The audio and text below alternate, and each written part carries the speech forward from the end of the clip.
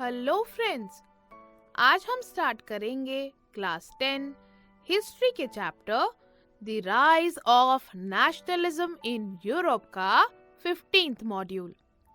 Friends, 11th module से हमने पढ़ना शुरू किया था the age of revolutions 1830 to 1848, जिसमें हमने July revolution, Greek war of independence, ये तमाम चीजें पढ़ी और साथ ही इन रेवोल्यूशंस के रीजंस भी जाने। फ्रेंड्स, हमने romantic imagination and national feeling भी पढ़ा और साथ ही hunger, hardship and popular revolt जैसे कई टॉपिक्स पर नजर डाली। फ्रेंड्स, आज इस मॉड्यूल में हम पढ़ेंगे 1848 the revolution of the liberals के बारे में। तो चलिए शुरू करते हैं हमारा आज का मॉड्यूल। तो फ्रेंड्स, अब आप सोच रहे होंगे कि पिछले मॉड्यूल में ही हमने आपको 1848 के बारे में बताया कि कैसे वहाँ पे दिक्कतें आ रही थी, लोग बहुत ज़्यादा बेरोजगार थे, गरीब थे, और 1830s के इकोनॉमिक कंडीशन के बारे में बताया कि कैसे यूरोप में इकोनॉमिक कंडीशंस बहुत खराब थी, और साथ ही हमने ऐसे रिवोल्ट्स के बारे में बताया जो पेजेंट्स और वीवर्स इस तरह के लोग कर रहे थे। तो अब आप सोच रहे होंगे कि तब भी एक तरह का रिवोल्ट हमने डिस्कस किया और आज फिर से हम 1848 के रेवोल्यूशन के बारे में बात कर रहे हैं। तो फ्रेंड्स, कंफ्यूजन की कोई बात नहीं है। बेसिकली 1848 में जब पुअर, अनएम्प्लॉयड और स्टार्विंग पेजेंट्स जो किसान थे और वर्कर्स थे, वो सब रिवोल्ट कर रहे थे। यूरोप की उसी टाइम पे कई कंट्रीज में तब एजुकेटेड मिडिल क्लासेस यानी जो लिबरल्स थे वो भी एक रिवोल्ट कर रहे थे। तो ये जो दोनों रिवोल्ट्स थे, यानी जो गरीब लोगों के रिवोल्ट्स थे और जो मिडिल क्लास जो थोड़ी सी रिच थी, एजुकेटेड थी, याद है ना? तो इन दोनों के रिवोल्ट्स पैरेलली चल रहे थे, पैरेलल फॉर्म में चल रहे थे, साथ साथ चल रहे थे।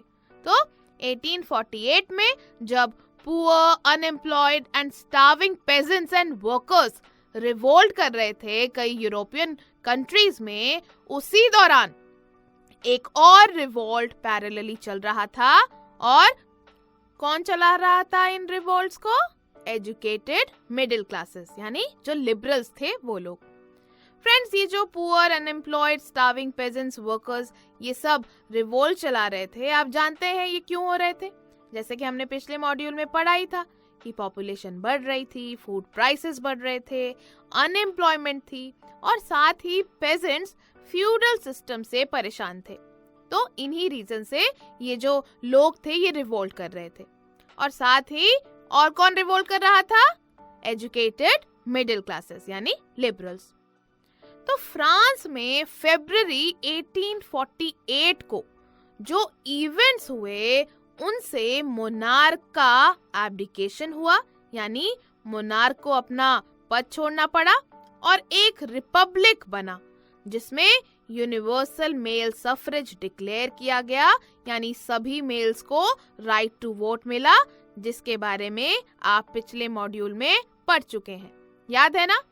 हमने आपको बताया था कि मेल्स को जो 21 इयर्स अबव है उनको राइट टू वोट मिला और वर्क गारंटी भी। फ्रेंड्स, यूरोप के अदर पार्ट्स जैसे Germany, Italy, Poland, Austro Hungarian Empire में जहां अभी तक इंडिपेंडेंट नेशन स्टेट्स नहीं बनी थी, वहां के लिबरल मिडिल क्लासेस के मेन और विमेन ने अपनी कॉन्स्टिट्यूशनलिज्म की डिमांड को नेशनल यूनिफिकेशन से जोड़ा।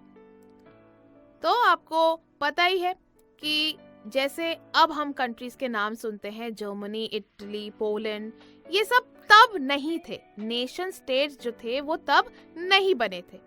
तो वहाँ के लिबरल मिडिल क्लासेस जो थे, जो एजुकेटेड मिडिल क्लास थी, उसके मेन और विमेन दोनों ने, औरतों ने भी और मेन ने भी, दोनों ने क्या कहा? डिमांड की। किसकी? कॉन्स्टिट्यूशनलिज्म की। और इस डिमांड को उन्होंने नेशनल यूनिफिकेशन से जोड़ा।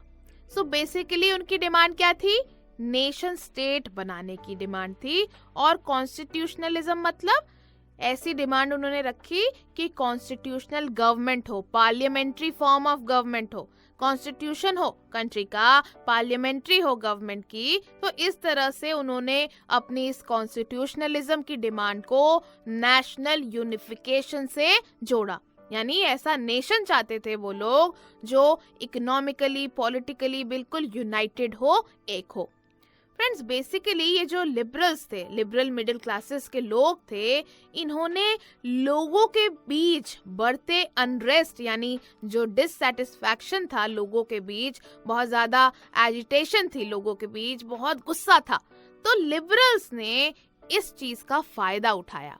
किस चीज में? अपनी नेशन स्टेट बनाने की डिमांड को उन्होंने आगे बढ़ाया। उन्होंने देखा कि लोगों में अभी बहुत गुस्सा है, बहुत डिससैटिस्फाइड है सभी लोग, तो क्यों ना इसका फायदा उठाया जाए और जो हमारी डिमांड है नेशन स्टेट बनाने की, एक ऐसा नेशन स्टेट जहां कल्चरली, हिस्टोरिकली सभी लोग एक हो, यूनाइटेड हो, तो इस मोटिव को उन्होंने आगे बढ़ाने के लिए इन लोगों का फायदा उठाया। फ्रेंड्स, लिबरल्स की जो इकोनॉमिक और पॉलिटिकल डिमांड्स थी वो तो आप जानते ही हैं, हम ऑलरेडी 7th मॉड्यूल में आपको बता चुके हैं। तो नेशन स्टेट बनाने के आइडिया को पार्लियामेंट्री प्रिंसिपल्स यानी कॉन्स्टिट्यूशन, फ्रीडम ऑफ प्रेस और फ्रीडम ऑफ एसोसिएशन यानी एसोसिएशन या ऑर्गेनाइजेशन बनाने की आजादी पर उन्होंने बेस किया। तो वो लोग नेशन स्टेट बनाना चाहते थे। कौन लोग? लिबरल्स। और किस पर बेस किया उन्होंने अपना ये आइडिया? कि पार्लियामेंट्री प्रिंसिपल्स हो नेशन में, यानी कॉन्स्टिट्यूशन बने, पार्लियामेंट्री फॉर्म ऑफ गवर्नमेंट हो, साथ ही प्रेस की फ्रीडम हो, जैसे हमने आपको पहले भी बताया था, प्रेस की फ्रीडम पर उन्होंने बहुत जोर डाला, और साथ ही एसोसिएशन फॉर्म करने की आजादी भी उन्होंने मांगी। तो इन आइडियाज पर नेशन स्टेट की उन्होंने डिमांड की। तो फ्रेंड्स, आइए देखते हैं इन डिमांड्स को पूरा करने के लिए उन्होंने क्या किया। फ्रेंड्स, जर्मन रीजन्स में large number of political associations जिनके members middle class, professionals, businessman और रिच आर्टिजन्स यानी कारीगर थे, उन्होंने मिलकर फ्रैंकफर्ट सिटी में एक ऑल जर्मन नेशनल असेंबली के लिए वोट देने का डिसीजन लिया। तो जर्मन रीजन्स की बात कर रहे हैं। अब पहले तो जर्मनी था नहीं, क्या था? प्रशिया। जी हाँ, पहले प्रशिया था, जिसको आज हम जर्मनी के नाम से जानते हैं। तो जर्मन रीजन्स में large number of political associations थी, अलग अलग टाइप की एसोसिएशंस थी, जिसके मेंबर्स मिडिल क्लास के प्रोफेशनल्स थे, बिजनेसमैन थे, रिच आर्टिजन्स यानी कारीगर, इन सभी ने मिलके अलग अलग एसोसिएशंस बनाई थी। तो इन सभी ने डिसाइड किया कि फ्रैंकफर्ट सिटी में एक ऑल जर्मन नेशनल असेंबली के लिए ये लोग वोट देंगे। तो 18 मई 18 में 1848 को 831 कितने 831 इलेक्टेड रिप्रेजेंटेटिव्स यानी जिनको वोट देके चुना हुआ हो, वो लीडर्स, वो रिप्रेजेंटेटिव्स एक प्रोसेशन में जाकर फ्रैंकफर्ट पार्लियामेंट में अपनी जगह ली इन्होंने। तो इन एसोसिएशंस ने क्या किया? 18 मई 1848 को 831 इलेक्टेड रिप्रेजेंटेटिव्स ने एक प्रोसेशन में जाकर एक साथ एकजुट होके वो गए और फ्रैंकफर्ट पार्लियामेंट में अपनी उन्होंने जगह ली।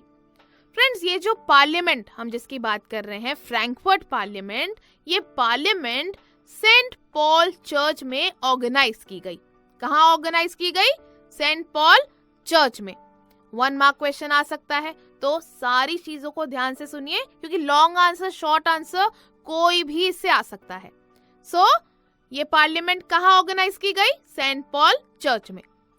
फ्रेंड्स, उन्होंने जर्मन नेशन यानी प्रशिया के लिए एक कॉन्स्टिट्यूशन बनाया। इन सभी लोगों ने, जो लोग पार्लियामेंट में गए, कौन लोग गए? 831 इलेक्टेड रिप्रेजेंटेटिव्स। तो इन लोगों ने प्रशिया के लिए, जर्मन नेशन के लिए एक कॉन्स्टिट्यूशन बनाया और इस नेशन का हेड ऐसे मोनार्क को बनाने का सोचा जो सब्जेक्ट टू पार्लियामेंट हो, यानी जो भी राजा बनेगा, जो भी किंग बनेगा, वो बिना पार्लियामेंट से कंसल्ट किए या पार्लियामेंट की मर्जी के अगेंस्ट कोई डिसीजन नहीं ले सकता था। तो कंट्री में कॉन्स्टिट्यूशनलिज्म लाने की कोशिश थी ऑल जर्मन नेशनल असेंबली द्वारा, है ना। क्योंकि ये सब हो रहा था क्यों? क्योंकि कंट्री में, जर्मनी में जो तब प्रशिया था, वहां पर कॉन्स्टिट्यूशनलिज्म लाने की कोशिश थी, एफर्ट्स थे। फ्रेंड्स, जब डिप्यूटीज यानी रिप्रेजेंटेटिव्स ने प्रशिया के किंग, तब प्रशिया के किंग थे फ्रेडरिक विल्हेल्म फोर्थ, तो जब रिप्रेजेंटेटिव्स ने प्रशिया के किंग को ये क्राउन ऑफर किया कि भाई हमने कॉन्स्टिट्यूशन बनाया है और आप इस नेशन के हेड बनिए, तो फ्रेडरिक विल्हेल्म फोर्थ ने इस क्राउन को रिजेक्ट कर दिया। उन्होंने बोला कि भाई मुझे ये क्राउन नहीं चाहिए। अब आप सोच रहे होंगे किसी को क्राउन मिल रहा है, वहां पे उनको ऑफर किया जा रहा है क्राउन, तो वो मना क्यों कर रहे हैं? तो फ्रेंड्स, ऑब्वियस सी बात है कि किंग अपनी पावर्स को लिमिट करना नहीं चाहेगा, जो कि पार्लियामेंट से बिल्कुल जुड़ी हुई हो, क्योंकि कॉन्स्टिट्यूशन बनाया था और उसमें क्या लिखा था उन्होंने कि नेशन का हेड एक मोनार्क होगा जो पार्लियामेंट की रजामंदी के बिना, उसके मर्जी के अगेंस्ट कोई डिसीजन नहीं ले सकता। तो फ्रेडरिक विल्हेल्म फोर्थ ने ये क्राउन रिजेक्ट क्यों किया?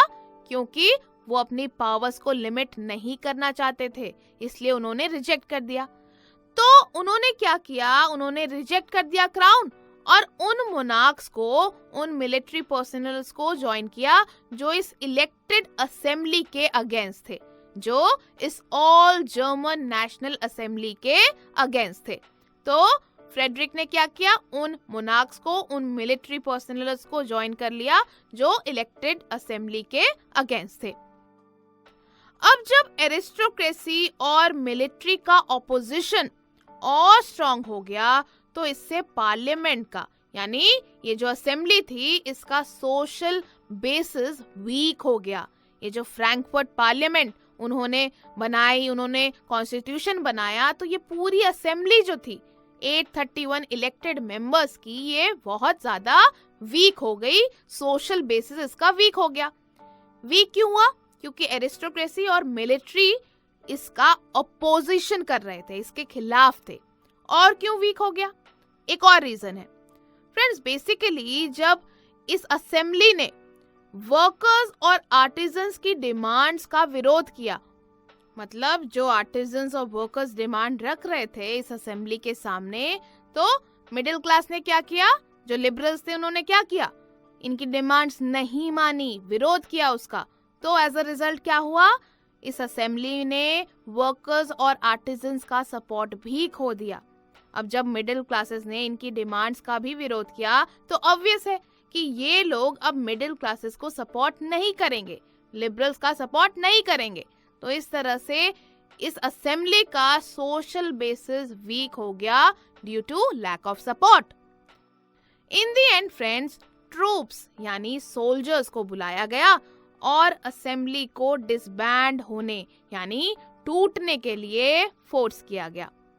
अब इस रेवोल्यूशन से क्या रिजल्ट सामने आया, इसके बारे में हम आपको नेक्स्ट मॉड्यूल में पढ़ाएंगे, और साथ ही ये भी जानेंगे नेक्स्ट मॉड्यूल में कि विमेन ने, औरतों ने इसमें क्या रोल प्ले किया। तो चलिए, हमने अभी तक क्या क्या बताया, इस पे एक बार नजर डालते हैं। फ्रेंड्स, 1848 में जब पुअर, अनएम्प्लॉयड और स्टार्विंग पेजेंट्स और वर्कर्स रिवोल्ट कर रहे थे, तब एजुकेटेड मिडिल क्लासेस यानी लिबरल्स भी एक रिवोल्ट कर रहे थे।